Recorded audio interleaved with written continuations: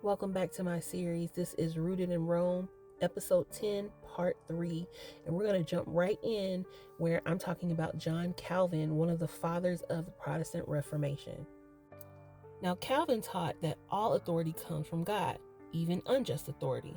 So, kings, masters, slave owners, if they're in power, God put them there. So, to resist them is to resist God.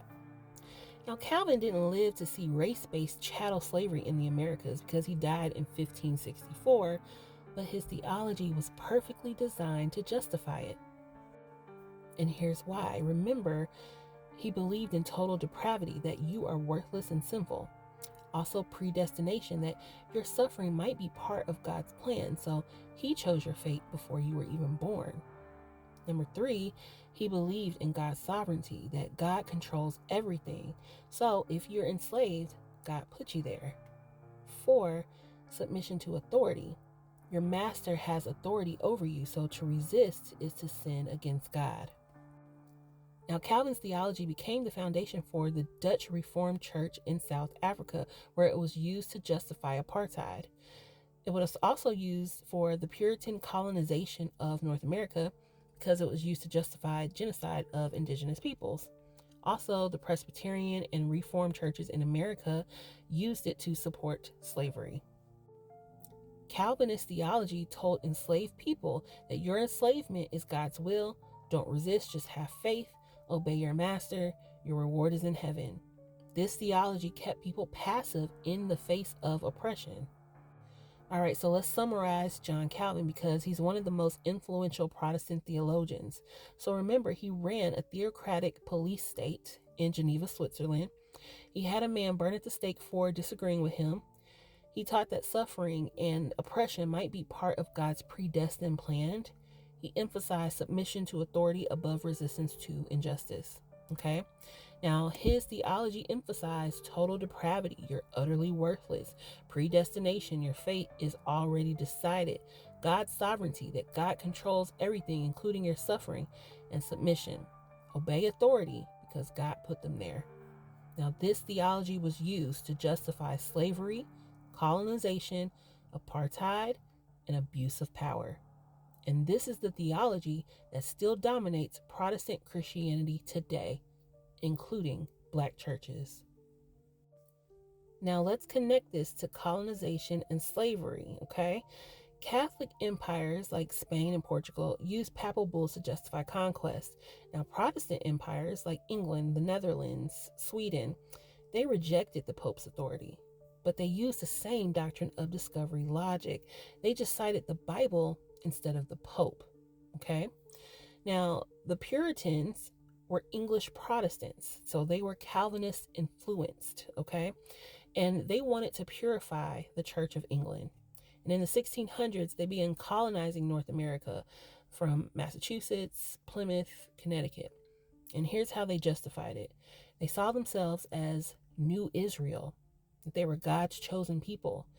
They were entering the promised land of America. And indigenous people were like the Canaanites, pagans to be conquered. Now, they used the Old Testament conquest narratives, okay? So when Israel entered Canaan, God commanded them to drive out or destroy the inhabitants. Puritans applied this to indigenous peoples. Now, they also believed that God gave them the land. This land is empty and wasted, right? That's what they thought or believed, but it wasn't, because millions of indigenous people live there. They believe that God is giving it to us to cultivate and Christianize. Also, indigenous peoples were seen as heathens and savages.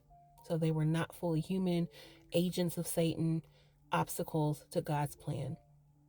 I'm going to give you an example of that with a war. Puritan colonists in Connecticut went to war with the Pequot Nation, and in 1637, Puritans and their allies surrounded a Pequot village in Mystic, Connecticut at night. They set the village on fire. Men, women, and children, 400 to 700 people, burned alive or were shot trying to escape. Puritan leader Captain John Mason wrote, "Thus did the Lord judge among the heathen, filling the place with dead bodies." So he called the massacre God's judgment.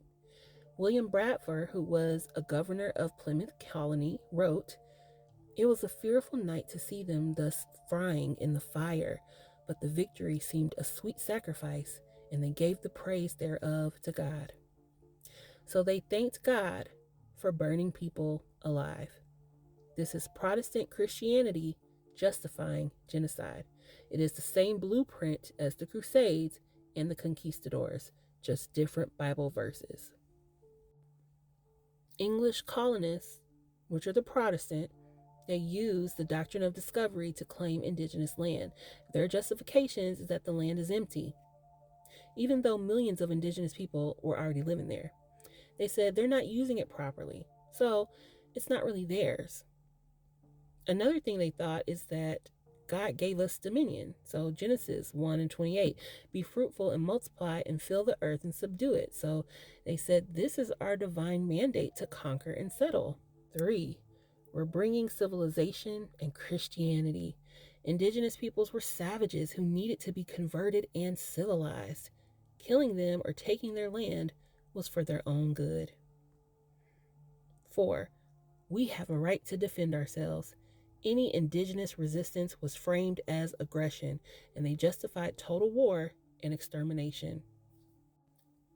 Now, the English didn't need the Pope's permission because they had the Bible, and they interpreted it to say the same thing the papal bull said. Non-Christians are inferior. Christians have the right to conquer them. This is God's will. Now, the Netherlands, which were Protestant and heavily Calvinist, they were a major colonial and slave trading power. The Dutch East India Company and Dutch West India Company colonized Indonesia, South Africa, parts of the Americas, and the Caribbean islands. They participated heavily in the transatlantic slave trade. How? Well, the Calvinist theology justified slavery. God is sovereign, so if Africans are enslaved, God allows it. Slavery might be part of God's plan for Christianizing Africans. Masters have God-given authority over slaves. Now, in South Africa, the Dutch Reformed Church became the theological foundation for apartheid from 1948 to 1994. Black South Africans were considered inferior. Racial segregation was justified as God's design. The church taught that different races should remain separate, and interracial marriage was considered sinful. The Dutch Reformed Church didn't officially renounce apartheid until 1986, and even then, many members still supported it. This is Calvinist theology in action. God ordained this hierarchy, submit to it. Now let's bring this to America. The United States was primarily colonized by Protestant nations, England and the Netherlands. American Christianity is overwhelmingly Protestant, and Protestant theology was used to justify slavery just as much as Catholic theology was. So how did Protestants justify slavery using the Bible? Well, number one, they used the curse of Ham from Genesis 9 and 20 through 27. After the flood, Noah got drunk and passed out naked. His son Ham saw him naked, and when Noah woke up, he cursed Ham's son Canaan, saying, "Cursed be Canaan, a servant of servants shall he be to his brothers." White Protestant slave owners said that Ham's descendants are Africans. Now, this is not in the Bible. It is a fabrication. Now, they thought, therefore, black people are cursed by God to be servants, and that slavery is fulfilling God's curse. This was preached from pulpits across the American South. Another way that Protestants justify slavery using the Bible is in Ephesians 6 and 5. Slaves, obey your masters.